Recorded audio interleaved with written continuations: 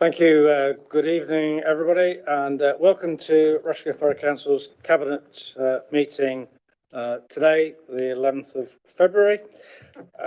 Can I, first of all, welcome, officially or formally welcome our new Chief Executive, Adam Hill, to his first Cabinet meeting. So very welcome, and I know you're already hard at work on behalf of the residents of Rushcliffe anyway. So without further ado, I would just remind everybody that this meeting is being live streamed on YouTube, and the recording will be available afterwards on the council's YouTube channel. And also other people may film, record or post on social media or blog from this meeting.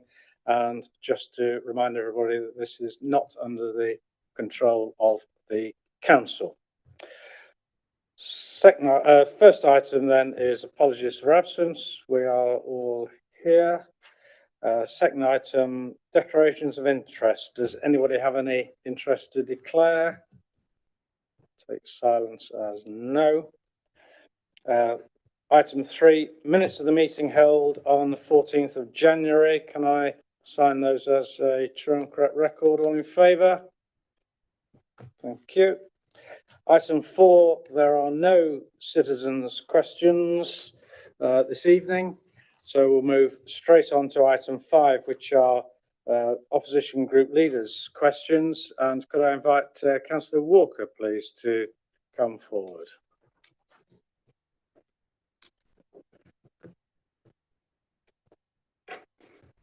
Good evening, and I think you know the drill. So, I know the drill. Good evening. Far away. Hello, everyone. Welcome, Adam. I've just lost my question, actually. I have a screen back. Sorry. Thank you. Will the new guiding principles mentioned on page 52 of this budget be up for discussion with all councillors? Thank you. I'll ask Councillor Verdi, please. Thank you, Chairman, and thank you, Councillor Walker, for your question. With regards to the guiding principles, in short, the answer is yes, council and councillors will have the opportunity to discuss these principles at the budget meeting, council meeting in March. I just also remind Councillor Walker that this isn't the first year that they've been put within the MTFS. They were actually there last year as well. And they are available for discussion during the budget briefings, but will certainly be discussed at council in March. Good. Do you have a supplementary? Yes, I'll ask my supplementary, although I suspect you probably have answered partly already, since we're going to have a chance to discuss it. But being prudent for a purpose is something that could also be added as a guiding principle. So do you think the lack of mention of residents within our guiding principles should possibly be altered? Councillor Verdi? As I said, they will be open to discussion at full council, but with regards to residents, I think the key point here, Councillor Walker, is that it is very much for residents, the reason that these principles were adopted, because the principle of equity in terms of our assets and our expenditure and the revenues we raise against delivering those services is for our residents. So I think it's to ensure that the risk of the budget is mitigated and it is sustainable. So it is actually the fundamental principles, I think, of residents which are being looked after in the principles. Thank you. Thank you very much. Thank you, Councillor Walker. Councillor Birch, would you like to come forward?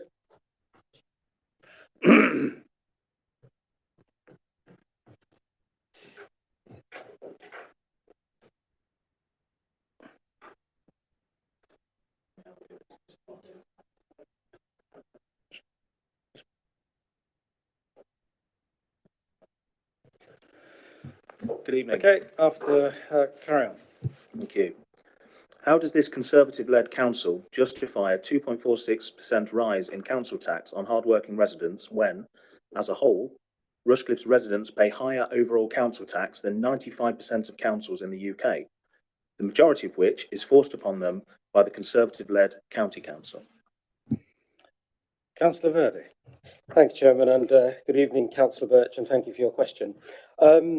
This budget only concerns the Rushcliffe element of council tax and has nothing to do with Nottinghamshire County Council, which makes up the entirety of the council tax figures.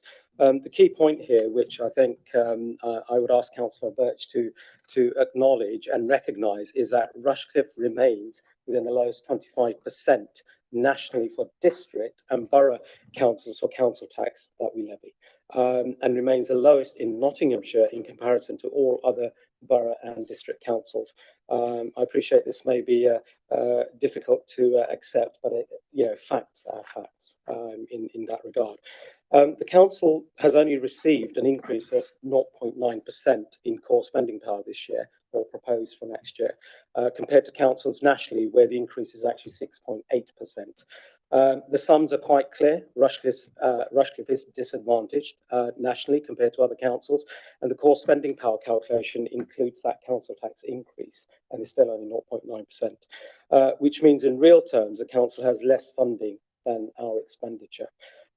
Given current levels of inflation of 2%, we are actually in deficit.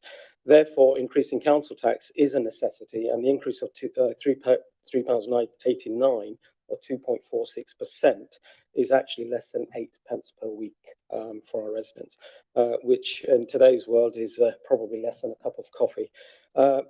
Where would Councillor Birch look to reduce services if we didn't increase council tax is really the question I would ask. I'm not necessarily asking of that today, but I think it's important to stress that the council tax that we've introduced is still the lowest nationally, within Nottinghamshire and in the low quartile nationally. Thank you. Do you have a supplementary? Thank you for your answer. And just to clarify, the Rushcliffe Borough Council element of the tax accounts for 6%. Do you have a supplementary I'm just clarifying a point. Oh, no. No, okay, I'll proceed straight to the question if you don't want me to do that. So this is actually linked to your answer as it happened. Given that the Rushcliffe Conservatives are once again raising council tax for hard-working residents, will you apologise for spending £10,000 of taxpayer money on a frivolous London award ceremony, including 1,000 to the council tax? that's being proposed? It speaks to their attitude to spending council tax money, and I definitely think this should be asked in the interest of the residents. I'll have a ruling from the monitoring officer. Should I complete the question before? That relates to last year's expenditure.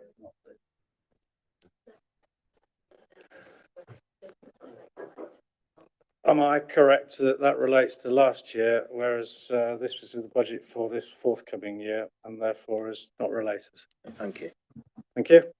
Thank you. And of course, there would be more money in the pot if you haven't spent £10,000 of taxpayer money. Okay, thank you very much indeed. Right, on to the agenda proper. Item 6 is the budget and financial strategy, which is found on page 7. And Councillor Verdi, would you like to introduce it, please? Thank you, Chairman. So firstly, Cabinet will be aware of the recently circulated amendments with regards to this item. And just for clarity, I'm speaking to the revised covering report, which is in the supplementary papers that were issued, just to clarify that point, and taking into account the late changes to the special expenses which were contained within those amendments. And I'll come on to that later on in my report. With regards to this budget, generally, as with all councils, we are under financial pressure.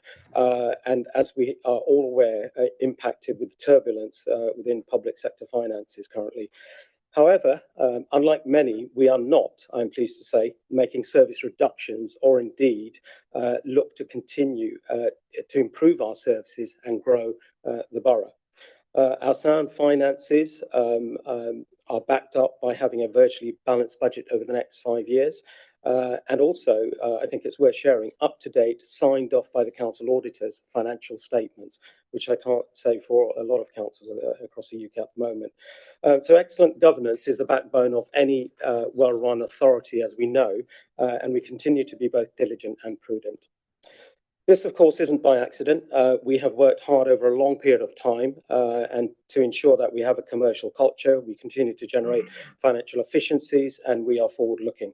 This council has a history of being brave, but ensuring that we mitigate risks, and has not made some of the poor financial decisions which other councils have. We have now had the final settlement, the financial settlement from government. There are some points that I want to raise and comments to make on this and share with Cabinet this evening. Our core spending power, which I referred to earlier on, which is the funding that the government believes we should have based on council tax grants and business rates, has only increased, as I said earlier, by 0.9%. It was actually zero in our provisional settlement, so 0.9 may seem a better outcome, but it isn't in reality, and I'll come on to that. And this incorporates our council tax increase also, which I'll come on to. Across all local authorities, and I've already mentioned this earlier on in answering Councillor Birch's question, this figure is actually 6.8%, with the government's focus on being to redirect resources to city and county councils linked to areas of higher deprivation. So I think ourselves and districts generally are the poorer relation in this regard, unfortunately. The 0.9% increase relates to a national insurance contribution grant, which at £123,000 is substantially less than the additional £300,000 we need to find to pay with regards to the government's increases of 1.2% up to 15% for national insurance contribution, employers' contributions. And that was announced at the budget. And of course, this will also impact businesses and likely to lead to further costs when we transact with third parties. Bearing in mind, inflation has been or is currently around 2%. This is in real terms a cut in our overall funding. We therefore have to raise revenues to ensure that we provide the best services and continue to invest in the council's assets so services can be delivered effectively. I'm proud to highlight once again, as I already have during this evening, that Rushcliffe has the lowest council tax in Nottinghamshire and is within the lowest 25% nationally. The Band D average gives an increase of £3.89 or 2.46%. Which is therefore £161.77 for the year. And that increase, as I said, is less than 8p per week. The £3.89, again, in today's world, is probably less than a cup of coffee. And alternatively, our council tax is actually only £3.11 per week overall for Rushcliffe. This is something we should all be proud of and not look to discredit or marginalise this important statistics. It is a shame that some councils seem to be in denial with this, but facts remain facts.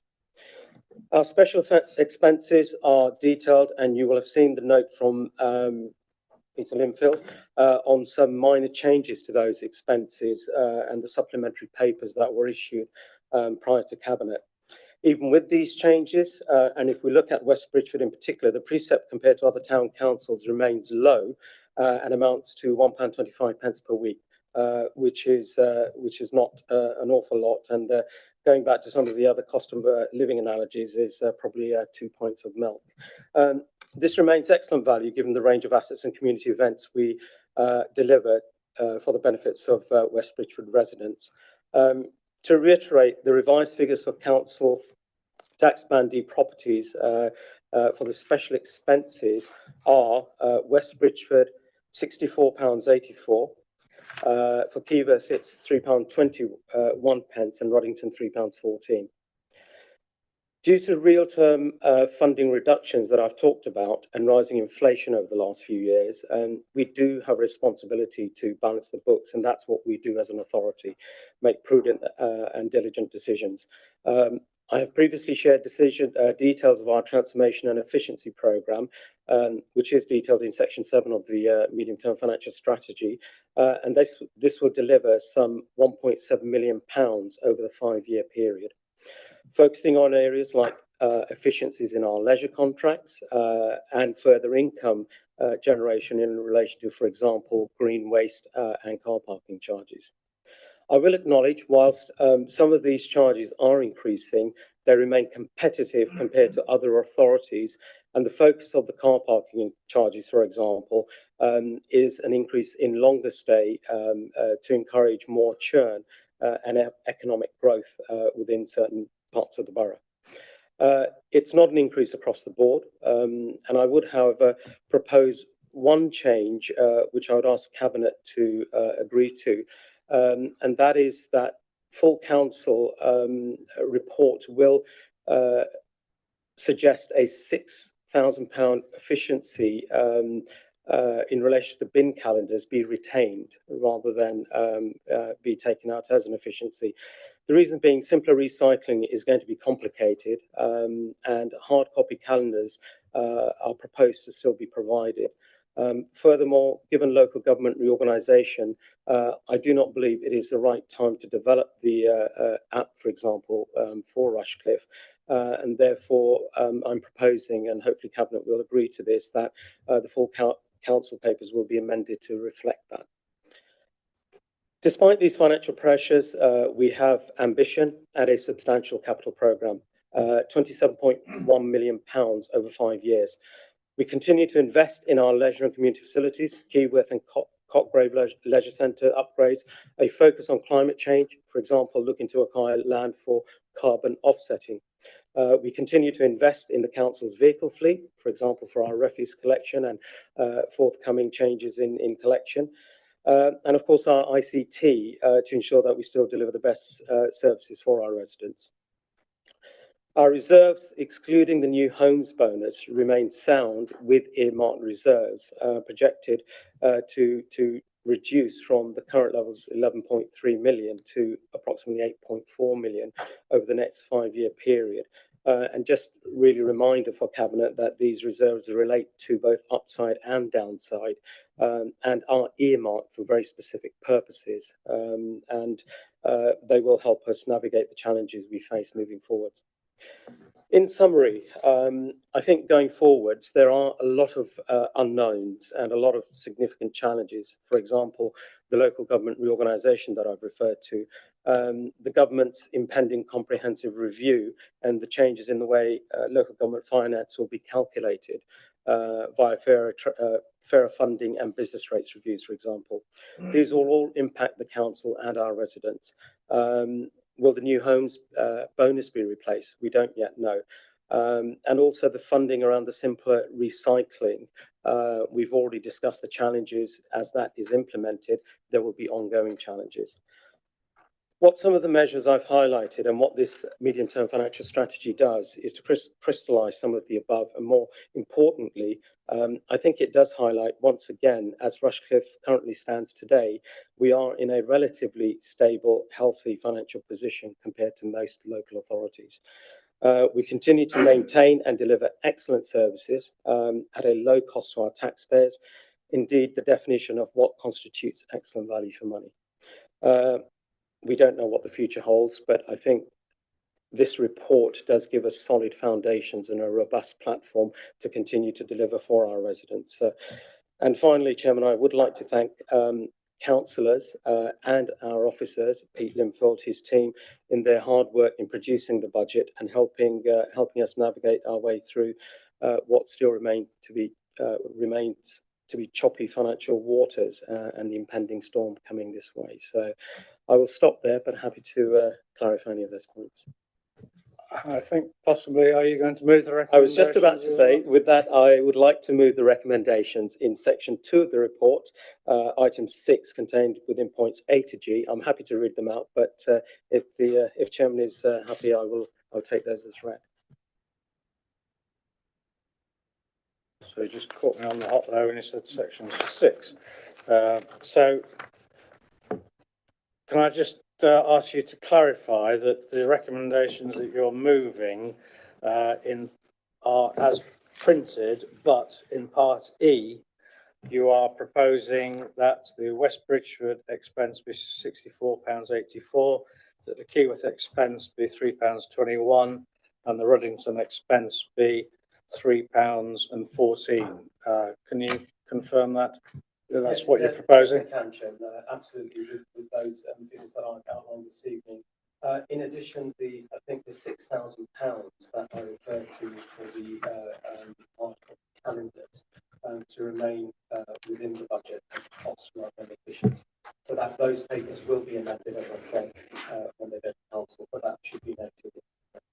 I just wanted to clarify that before asking for a seconder, so for the avoidance of doubt for anybody listening in, that those are the figures that are actually being proposed. So with that, I'll ask for a seconder, please. Councillor Upton. Thank you, Chairman. Yes, I'm very happy to second this important report. And as Councillor Verdi has already alluded to, this report focuses exclusively on Rushcliffe's council tax for 2025-26, not the county councils, not the fire and police authorities, and not any parish councils, just the Rushcliffe Borough Council. I want to be absolutely clear on that. And yet again, what a great report, giving a balanced budget in very difficult times of financial uncertainty, business rates uncertainty, local government review uncertainty. The headline statement for me is an increase in council tax of 7.5p a week for a Band D property, or 2.46%. Given the current uncertain financial situation, what incredibly good value for services provided by the Rushcliffe Borough Council. And a capital programme of 27.1 million over the next 5 years. I make no apology for repeating again that we will be the lowest council tax in Nottinghamshire and amongst the lowest in the country, with no debt, a capital programme and good reserves. Many other councils will no doubt be envious of our position, and rightly so. The report sets out an outline of our financial strategy for the next 5 years, but we probably won't be around at years 4 and 5. How remiss of the National Labour government to plan to abolish a well-managed and financially prudent council such as Rushcliffe. Finally, my thanks also to Peter Linfield and his financial team, and to Councillor Verdi for yet again putting together this incredibly detailed report in plain English. Thank you. Thank you very much indeed, Councillor Upton. Any other comments? Councillor Wheeler. Yeah, thank you, Chairman. I mean, like I say, again, a fantastic report to put forward. And I think we always consider when you pay out council taxes, what are the residents getting for that money? You look at other councils where they're maximising council tax and all they can offer is cuts. We are promising residents are going to continue to invest. So Cotgrave Leisure Centre, Keyworth Leisure Centre, all the play parks that we're refurbishing, the fantastic extra money we're putting to the disabled facility grants, which again will make a real difference to people's lives. And it's a shame that the government continue to punish well-run councils, which is what this government is doing, because you've got councils not very far away from here in Mester and making who are being effectively bailed out with extra money for rewarding failure. Yet we, being a well-run council, are getting funding which is less than inflation. But because of the fantastic work we're doing, we're able to raise council tax by not the maximum, by, like I say, a few pence a week, but we're able to say to residents, not only are we raising it, it's not just standing still. You are going to see a huge difference in the service you get thanks to what we do. I mean, even look at simple recycling, bring it in, but again, the funding we're getting will not cover that the cost that we're going to have as part of that. So again, by making sure we've got a budget where we've got that room to not only fund that, but also the extra cost we're going to have out of the LGR proposals that again we're more likely going to have to fund ourselves.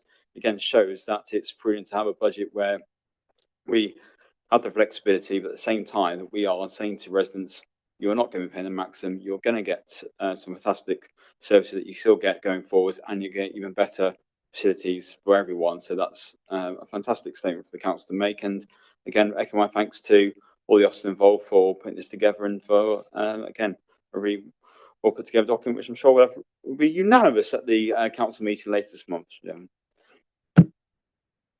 Thank you very much indeed. Any other comments?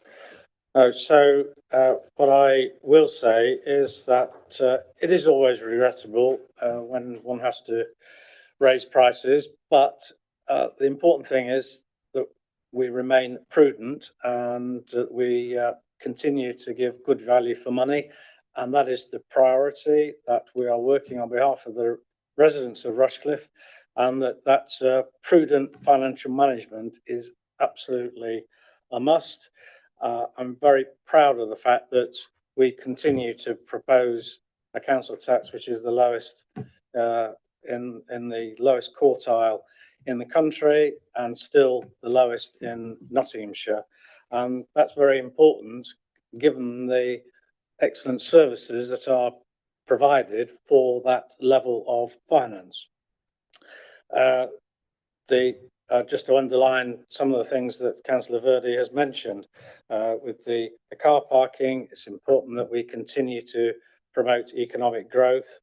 He's mentioned the leisure centres and the refuse fleet. It's always important to make sure that that is kept modern and serviceable and applicable to the services that we are offering. Councillor Verdi made the comment, we don't know what the future holds. Absolutely right. And because we don't know what the future holds, it's important that we continue to act and manage our finances as if we were ongoing, because we don't know what the future does hold. So that is why it is prudent and provides financial stability to continue planning in the way that we are.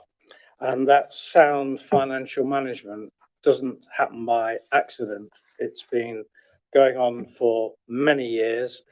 And as I think all speakers have mentioned, I echo those thanks to Peter Linfield and all his financial team for the hard work and the due diligence that they have put in to ensuring that this is an excellent strategy, and to Councillor Verdi for leading that team and having all that input. So I'm repeating those thanks because it's important that we recognise all that hard work that is put in making sure that we continue to provide those services for the benefit of the residents at, as Councillor Verdi I think mentioned, at a competitive rate. So I'm very proud that we are able to offer this type of budget under sometimes difficult circumstances, in difficult financial circumstances in the country and in the county indeed. So any other questions or comments? No, it has been moved and seconded with those, repeat, amended figures which have been outlined. All those in favour, please. That's unanimous. Thank you. Thank you, Councillor Verdi. Thank you, Peter Linfield.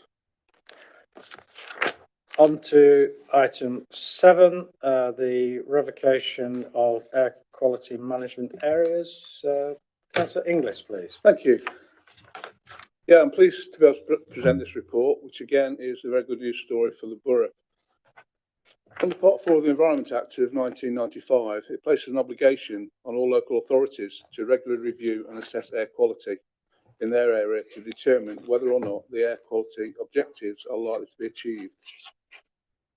The council has been assessing the levels of main air pollutions or pollutants identified by the government for a number of years, and 4 air quality management areas were identified and subsequently adopted by the borough. Those being Trent Bridge and the A52 Stragglethorpe Road Junction at Rushcliffe-on-Trent, as in tables 1 and 2 in the report, as they had traffic-related nitrogen dioxide levels of 47 and 50.5 respectively, which exceeded the government's target of sub 40 micrograms per cubic metre. This target having been set by a panel of national experts based on the effect it has on our health, especially lungs. The third was for a sulphur dioxide emission from the cement works at Barnston. This was revoked following the closure of the kilns there. The fourth was the Nottingham Night roundabout on the A52 again revoked in 2017 for the objectives being met with the lower readings. So the automatic continuous analyzers were installed at both sites where the air is continually pumped into the equipment and the level of nitrogen dioxide is recorded on an hourly and average basis. These are at an annual cost of £6,000.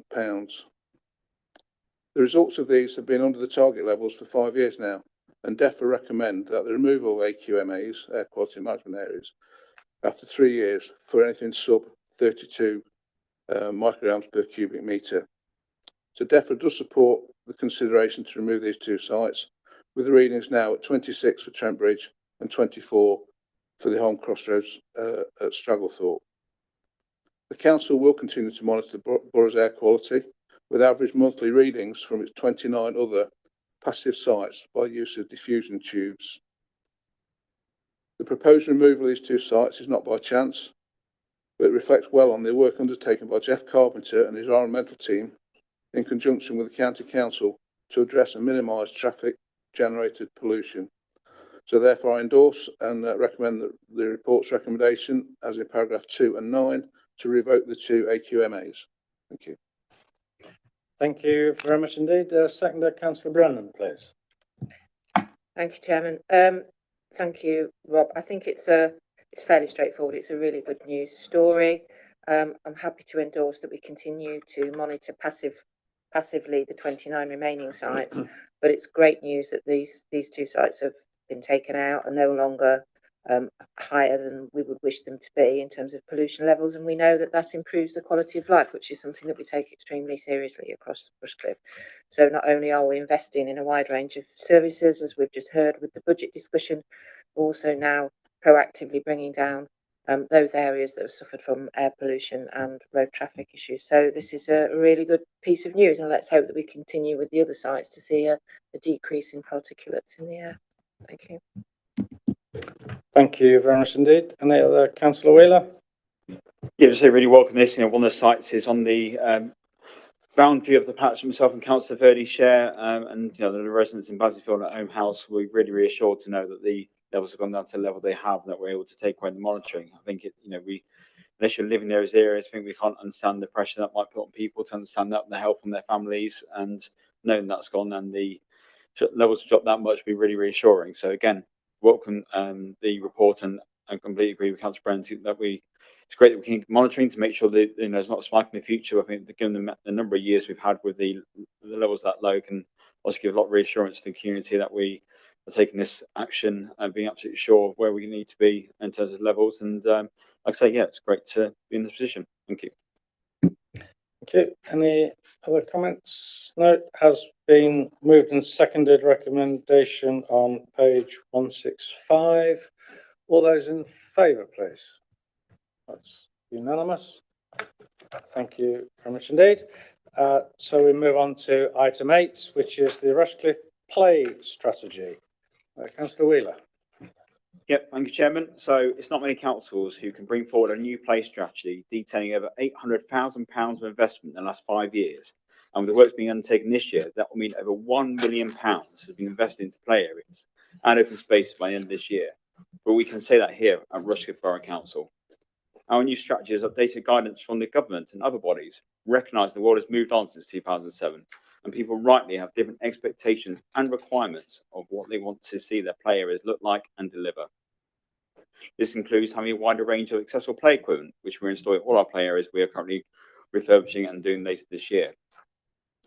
In forming this strategy, we've gone out to those who use our play areas most, our children and their parents and carers, so we can deliver play areas that meet their needs. We all know the benefits of children being active from a young age, both on mental and physical health.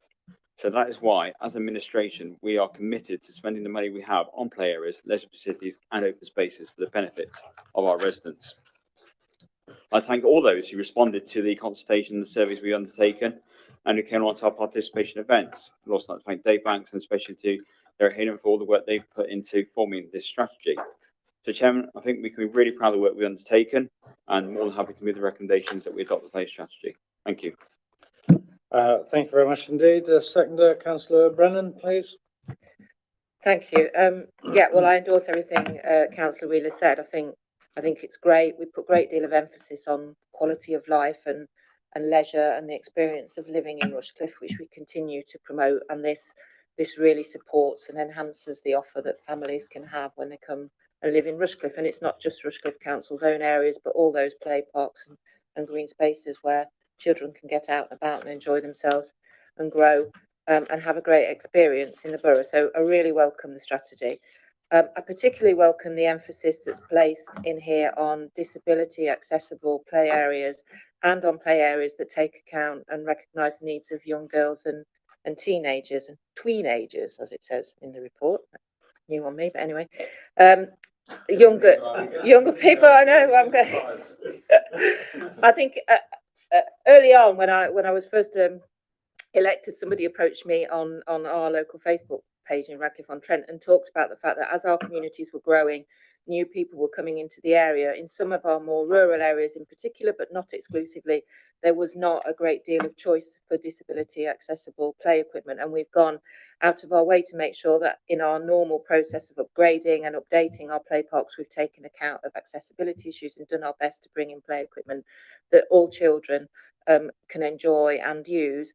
And we've also made use creatively of things like UKSBF and things like that to bring in disability accessible play equipment. This also talks about the fact that young girls in particular have occasionally found parks to be less accessible. The lighting's not been right. Some of the areas can be overtaken by people playing more aggressive games than perhaps some of the girls. And I'm not stereotyping here. Before anybody says anything, I know that some of the girls can be just as competitive as the boys, but people like different kinds of spaces, and we've taken a great deal of effort to find out what young people want across the borough, and to do our best to try to accommodate that as we go through our updating of and upgrading of our play areas. So I'm particularly pleased to see both the disability and accessibility emphasis and the emphasis on young girls, teenagers and teenagers in this strategy. So I'm happy to endorse it. Thank you very much. Thank you very much. Councillor Upton. Well, I wasn't going to speak, but I'll just be brief and say, I guess on average, I go to Rushcliffe Country Park at least once a week. I've been going there for probably 15 or 20 years. And over that period of time, I have watched the play area there being refurbished and repurposed and new equipment come and go. And it's been done quite recently. I've noticed that. I hasten to say, I never go in the play area. I wouldn't want to damage anything, but I do walk by it regularly with the old dog. And, I can speak. That's not the partner, that's the actual four-legged friend. And I do notice a lot going on there, I have to say. It is really popular with that age group. What did you call them? Tweenagers as well. And, there's a park there and skate park and all the rest. So the facilities, in my opinion, travelling around the country are second to none, and we keep on top of the maintenance and the management. It's really good. So thank you. Thank you very much. Any other comments, Councillor Wheeler? Michael, I mean, I'm not sure I can follow that with Councillor Upton, but I think just to give a reassurance that the investment we're doing is, you talked about with teenagers or tweenagers and with young girls as well. That's what we've been foremost of our mind. So, for example, West Park and Bridgefield that we're refurbishing this, got that in mind in terms of how we're refurbishing parks to make sure that we appeal to everyone. So I think with our play parks, from toddlers all the way through to adulthood, all our facilities will have something for everyone, which I think is really important as well. We need to recognise that play parks need to be there for a whole generation, and that also includes the gym equipment we have in places, for example, at Rushcliffe Country Park and Bridgefield Park as well, and soon to be in Abbey Park. So make sure that's a key part of what we're doing going forward. And like I say, so that reassurance to everyone watching there that we do take on board as put in the strategy. And again, that's why it was really important when you went out there and spoke to people. It's all right for us in a room here being slightly older, apart from I don't want the image of Councillor Upton going on a swing, but in terms of us being here talking about what we've seen in a play strategy, we've gone out and spoke to those children who are going to be using it, see what they want, and that's what we're trying to use that to shape what we do going forwards. Thank you very much indeed. Any other questions, comments? No. So the recommendation has been moved and seconded at the bottom of page 169. All those in favour, please. Unanimous. Thank you. So that brings us to item 9, The Asset Investment Group Terms of Reference. Councillor Verdi, please. Thank you, Chairman. So this is a paper which follows on from some recent discussions and concerns raised by members regarding council asset acquisition concerning the potential for land to be acquired for carbon offsetting recently. What the report does, it does highlight the reasons why we need this group, in fact, and the terms of reference as they currently stand, and some of the changes. Originally, the group's focus was on asset investment for commercial return. This type of investment is now less likely, particularly with the recent changes in the SIPFA rules, which effectively prohibit councils from borrowing via the Public Works Loans Board if investments are undertaken with the primary objective of financial gain. That said, we may need to acquire assets, possibly for regeneration or another corporate objective, such as carbon offsetting. Such acquisitions are often opportunistic and require fleet of foot decision making. The input of professional officers and, of course, the involvement of executive and cabinet members. Business cases must be assessed and scrutinised prior to council meetings looking to acquire assets where the seller can often have their own strict timelines. The nature of such decisions involves confidential information, and therefore there has to be a restriction in terms of both councillors and officers involved in the process. Paragraph 4.5 of the report does highlight the terms of reference for this group. And in summary, I would like to add that actually the report further provides additional assurance and highlights where broader transparency and accountability lie, and what the checks and balances are, so that all councillors can have the confidence regarding the decisions taken. Appendix A, page 229 of the papers, highlights the governance arrangements for both acquisition and disposal. It is important that we note that the disposing of assets is as equally important in terms of good governance and having that in place. So with that, Chairman, I would move that we recommend within the report section 2 the recommendation that Cabinet approves the terms of reference for the Asset Investment Group. Thank you. Thank you very much. Seconder, Councillor Upton, please. Thank you, Chairman. Yes, I'm happy to second this report, which is essentially an updated report, I think, on the Asset Investment Group's terms of reference, which have been revised to take into account changes in asset acquisition policy. This group, I think, it's clearly still needed, even though its remit has been slightly changed to comply with the new financial guidance and the rules. So, yeah, happy to second it. Thank you. Thank you very much. Any other comments or questions? No, has been moved. Recommendation in paragraph 2 on page 225. All those in favour, please. Unanimous. Thank you. And item 10 is officer and member indemnity. Councillor Verdi again, please. Thank you, Chairman, and you'll be glad to know this is probably the last time I'm going to speak. But so this report is to clarify the position regarding officers and members and their personal liability whilst working on behalf of the council and not in their personal or private capacity or an outside body. Current examples include the Freeport and the Development Corporation. Members and officers acting on behalf of the council, as opposed to a third party, have statutory indemnity against personal liability under what was originally the Public Health Act, amended by the Local Government Miscellaneous Provisions Act 1976. Whilst the proposed indemnity offers protection, it does not apply to deliberate wrongdoing or breaches of trust. And not having this indemnity may mean individuals will not serve on such bodies. I did ask officers this question. We're not aware of examples at other councils where a scenario has arisen that adversely impacts on an authority. And as stated in the financial implications section, the council insurance offers some cover where there are negligible acts by officers. Appendix 1, which is on page 235 to 237, gives a proposed indemnity. So with that, Chairman, I would move that we accept the recommendations in section 2, which approves the grant of an indemnity for officers and members as per appendix 1 of the report. Thank you. Thank you very much indeed. And I will second that. As Councillor Verdi has highlighted, Appendix 1 does give some very good detail explaining the reasons while somebody believes that they are acting in good faith in representing the council. So I think it's important that that indemnity is here for the reason of paragraph 1.2, that somebody should not be deterred from seeking public office or participating in outside bodies by virtue of them or have a fear of them incurring liability whilst acting on behalf of the council. So I think that is very important, and I think Appendix 1 does set out the terms quite clearly. So I'm happy to second that recommendation. Does anybody have any comments or questions? So that recommendation on page 231, paragraph 2 has been moved and seconded. All those in favour, please.